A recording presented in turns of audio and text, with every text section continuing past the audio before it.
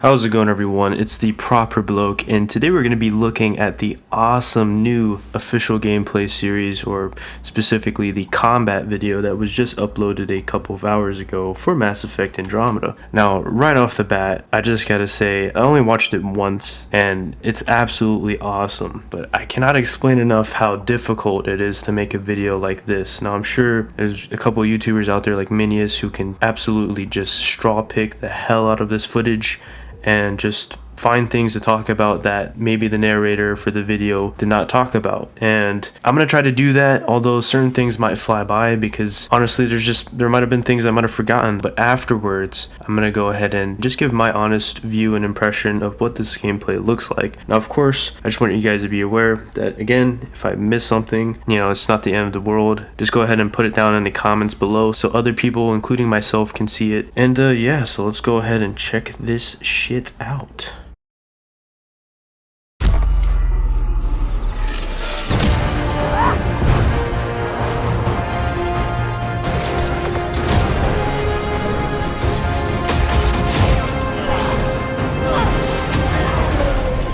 Welcome to the Mass Effect Andromeda gameplay series.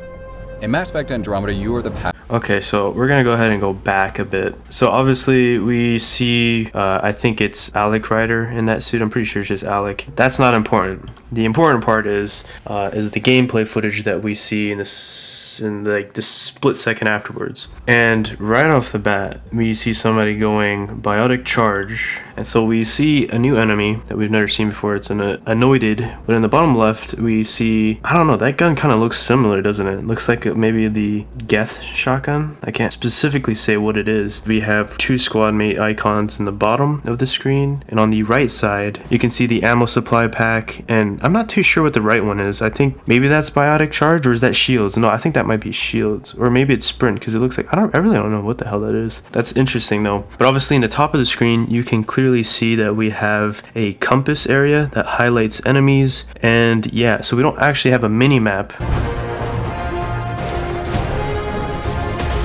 So we got an outcast raider. I think these are raiders that, just like your typical space pirates from the Andromeda galaxy.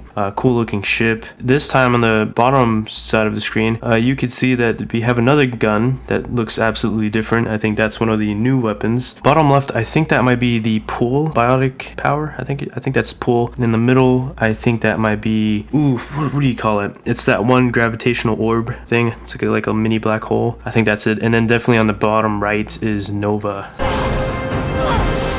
Oh, and then she does the melee kill, and clearly on the bottom right we get the melee of the Nova. I think you use up all your shields, or maybe you don't. It doesn't look like, it doesn't look like you use up your shields in that part. That's kind of weird. What is that then? In this scene, we get to see a new character that we've never seen before. It's a doctor who has short hair. Who knows who she is? Maybe somebody can bust out a tweet to one of the devs and see what that's about. And then the guy on the left, I have no clue who he is, but obviously on the right is Sarah Ryder. Also, clearly in that scene, I'm pretty sure that's the part where we just wake up from cryo sleep, because if you didn't know already, it takes 600 years to travel from the Milky Way to Andromeda. Obviously, you're not going to have a family generation going on the ship. You're just going to go ahead and sleep it out, because cryo sleep, you know what I'm saying? Are you around? Our first video will take a look at weapons and skills. So we've seen this creature a couple times in an older trailer where it's the death scene where you get picked up and eaten up by that one. But in the bottom left of the screen, you can see some of the other challenges we're going to have to go through with planets. This is where you got heat hazards, where depending on your suit and upgrades, you're going to need to find ways to adapt your armor for certain environments, certain planets. So if this planet, for example, is too hot, which you get the hazard level 1, I assume the higher the level, the worse it is. You can only stay there for a certain amount of time before you die, basically. And obviously you got life support in the bottom left, so either that's your suit keeping you alive from the immense amount of heat, or maybe that's like oxygen related. Andromeda's action is built around fluid, fast-paced third. Okay, so you guys are going to see this a lot throughout the entire video. You're going to be able to actually like jetpack in the air and just stay in the midair and pretty much do whatever you want for maybe just a little short amount of time. But you can almost add a lot of combinations to what you want to do. So for example, you can just jump midair and go full biotic charge, or you can flame it out, or you can shoot people in midair. You can do a lot. And so I like that. There's a lot of variety in your combat. Our combat offers amazing freedom of movement with the use of a jump jet that allows you to jump, evade, and even hover while you're fighting. You'll also notice a new dynamic cover system that allows you to seamlessly use. Clearly in this scene you saw the M8 Avenger. Pretty sure that's the M8 Avenger. That's one of your basic weapons you get throughout the trilogy, also in multiplayer. And besides that, we also get to zoom in on our weapons and kill shit, which is nothing special about that. But what is pretty special is the cover system. As long as you're pretty much close enough to cover just to lean towards it. So I assume if you're just standing by cover and you're moving your analog stick or whichever key you're pressing on your keyboard, I assume that's when your character will automatically take cover, especially in a combat scenario. So it seems like movement is pretty immediate, pretty instant, and it flows perfectly to the player. It's not slowed down, and it doesn't feel like there's a bit of delay to it. I think that's what's going to be one of the major impacts to a good combat system and overall an enjoyable gameplay experience. That's going to be pretty cool. Last but not least, we also got a Ket research center as one of your missions. But again, we're dealing with the Ket, and if you guys don't know, the Ket will be our enemy race or antagonists throughout Mass Effect Andromeda. So it's going to be pretty interesting to see what we can do against these guys, because, you know, they're going to be the main threat, obviously. It allows you to seamlessly use almost anything, including your own vehicle, for cover. All this freedom allows you to approach the battle in a way that suits your gameplay style. Again, this is what I was saying. You can jump up in the air, go jetpack, and freaking flame somebody to death, and then at the same time do a biotic charge all in once in midair. Like, that's freaking awesome. That just shows how the variety in combat you can go with in this game, and that's awesome. And it's also really instant. It's not like it's delayed. It takes time, and it doesn't feel like the flow is not as quick. Everything seems to flow beautifully, and that's what I really like about the combat system. Let's take a closer look at our weapons. And this is where the good stuff comes in. So in the left side, if you notice, it says melee, and that's because you actually can choose a variety of melee weapons. Same for all the other weapon slots that you want to choose from. There's basically a whole list of different weapons, the type of weapons, and also at the same time, they're also categorized by their location, because different types of weapons from different locations in the galaxy that's used by different races will generally be unique in the way that maybe one race really likes plasma weapons, or the other race really likes energy weapons like beams. But that's awesome. That's cool, because you don't want to go into this galaxy realizing that, hey, everybody gets the same guns. Like, that's boring and that's stupid, but luckily that's not the case. Of course, we have the same power recharge speed, just like in the previous games, where if you're carrying too much shit, basically your recharge speed is going to be insanely dropped. And of course, if you lessen that, then you're going to be absolutely amazing for like biotic work and stuff like that. In Mass Effect Andromeda, there are 4 categories of guns. Pistols. And if you look on the left of the screen, you can clearly see that there's this scroll down bar, and I assume there's just a crap load of pistols down this list. So the pistols that you see right now are most likely not the only pistols you can ever get your hands on. I'm pretty sure you're gonna have a bunch of other race pistols, and what's also pretty interesting and cool is that it looks like certain weapons might have a rank to them. So like maybe you might get a rare weapon, which is like the M25 Hornet, which I'm pretty sure that's a Cerberus gun, by the way, guys. Hey, come on, guys. What's up, Cerberus? What is your technology and weapons doing here, guys? Come on. But moving on past that, you can clearly see that there's a bronze, silver, and gold emblem for certain weapons. And I'm pretty sure the gold is like your best pistols you can get. I'm pretty sure you could just buy these weapons. Shotguns, and sniper and assault rifles, plus a range of melee weapons for up-close combat. Alright guys, you're gonna have a list of melee weapons that you can choose from, but damn, I did not know that Asaris had swords, because that's pretty cool. It actually looks like the futuristic katanas that you see Kai Lang, like what he uses. I think that's maybe that's an Asari sword. But if you can see on the top right, basically it looks like an N7 logo, but you'll see in the top right it says ultra rare. That's pretty cool. So All guns are available to every player. There are no class restrictions. Now, I don't know about you, but I think the developers took a little look at Grand Theft Auto 5 and they saw how cool that system was, or at least I thought that was pretty cool. It's pretty simple, it's pretty unique, and you get a whole UI that's easy and simple to work with. And as you can see, I think there's a total of 4 weapon slots you can have, and maybe up to 5. I really don't know what the one on the right is, or the one below it that has the lock over it, but maybe those are your grenades. I really don't know, but in the bottom left you can clearly see the consumables you have, and that's just cool. It looks quite simple to use, but then again, I think that all just depends on the player. So if you decide you want to try something new, it's as easy as switching your loadout. Guns and gear in Andromeda fall into 3 technology types based on where the tech comes from. Milky Way weapons typically use physical projectile ammunition that's similar to the types of... Alright, so like I said, eventually later on in the video, you actually get to hear the narrator talk about different kinds of weapons and how you'll have specific weapons that are unique in their own way based off their location. So Milky Way weapons generally tend to be more bullet based, I guess you can say, more ammunition based. But for example, if you use like the Ket weapons, well, maybe they might be more beamy like. I'm not too sure what the Ket weapons are like, but obviously depending on the race, there's going to be a difference in the technology, and so that is pretty cool, and that's more like a attention to detail kind of stuff that they're doing, and I really like that. That just shows how much variety and uniqueness Andromeda will have. Weapons you might be familiar with from our original games, with some advancements of course. These are high-impact projectile-based guns.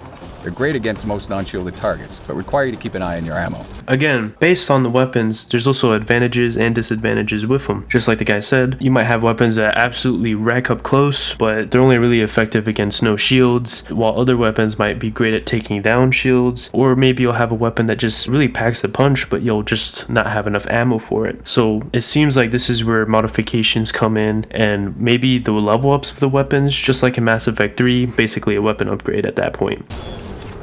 Remnant weapons typically use beams, have a high rate of fire, and are extremely accurate.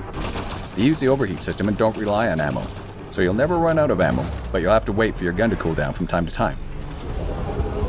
Personally, I'm not a fan of the whole cooldown weapons because, man, I really hate waiting sometimes, but it seems like there's going to be a lot more variety in the cooldown weapons and the amount of upgrades you can use, and god damn, dude, I'm really just tempted to try out those specific kind of weapons because that's pretty cool.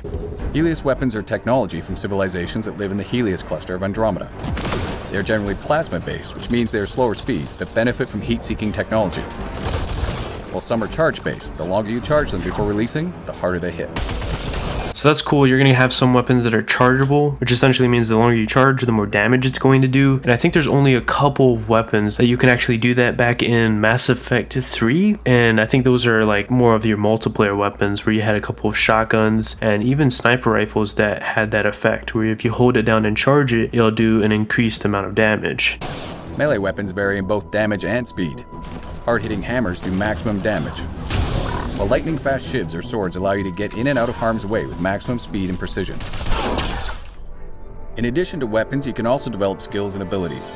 In Mass Effect Andromeda, you're going to have a whole load of different kinds of skills, perks, tech, and all kinds of stuff that you want to do to maximize your character. And essentially, you can take any route you want, and you can take a variety of ways you can make your character, and you can change it up anytime throughout the game too, which is pretty cool. So let's say you want to be an all-out adept biotic or just all-out vanguard, and you can choose certain skills that might not actually be for vanguard classes like in the trilogy. So let's say you want to have like the pyromaniac perk where you could just flame people to death and be a vanguard at the same time, which you've seen previously back in this gameplay video already. You could do that, and that's pretty cool. That's awesome. That's unique. I like that because that just shows how much variety you have in terms to maximizing your performance the way you want for your character and what you want to do for your playthrough. Tech skills allow you to equip your Pathfinder with more experimental weaponry or focus on strategic improvements for you and your squad.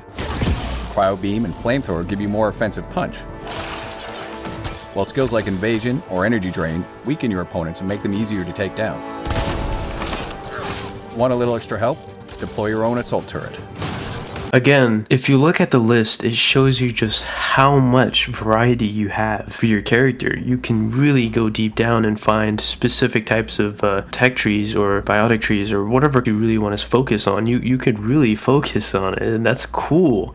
Biotic skills like pull and throw allow you to literally control the battlefield. using your enemies as a shield or even a weapon. So this is what's cool, because before, when you had pull, you couldn't do the same thing like you're seeing right now. Basically, when you did pull, the enemies would like fly to you and they would just kind of stay in midair, or they'll just like slide towards you and hit the ground, and you'll basically be able to take them out because they're still trying to get back up. But now you take it up a notch and you can literally just grapple them, hold them in midair, hold other objects in midair, and throw that shit. Oh, that's cool. You can throw your own enemies at your own enemies. That's freaking awesome. Now that we have the basics down, let's put this into action.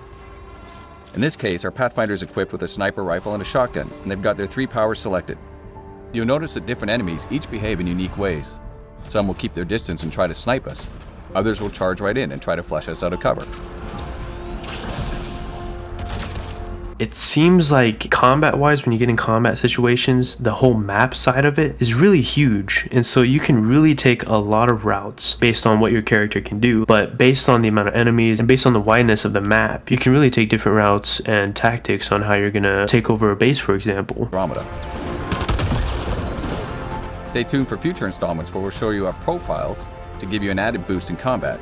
Alright, so this is the part where I kind of wanted to touch up on, because this is where we're kind of left off. We really don't know too much about the profiles we have. And this is where your true perks come from. You know, like if you want to be a Vanguard, well then you will have to choose the profile as Vanguard. I think you can change your profiles. I'm not too sure.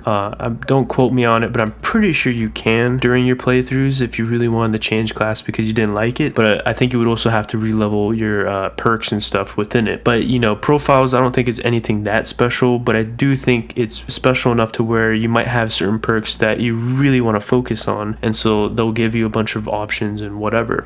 Take cover! Take cover!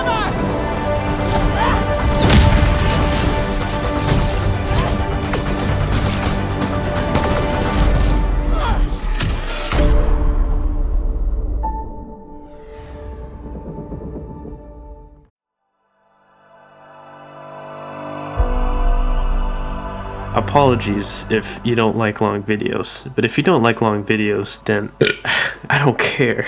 This footage is really freaking cool. Like, this makes me extremely hyped. And overall, I would have to give my review based on what I've seen in the gameplay right now. Combat-wise, it looks very promising. And overall, again, there's so much you can do with your character. Characteristic-wise, you can really dive deep into how you want to play it. And that's what's unique about Mass Effect Andromeda, at least to the combat standpoint. We really don't know much about the dialogue or the story mode, for example. Like story, I hope the story will also live up to the anticipation like combat did, and I think the combat looks pretty promising as it is. So anyways, this is the end of the video, guys. I know there's certain parts where I'm like losing my breath because this is freaking awesome. I haven't been so hyped in a while. I know it's a long video, guys, but hopefully you're just as hyped as I am. So without further ado, if you guys enjoyed the video, make sure to hit that like button, and if you're new to the channel, make sure to hit that subscribe button and hit the notification bell to officially know when I upload a new video. It has been yours truly, TheProperBloke, and hopefully I'll be seeing you on the next one.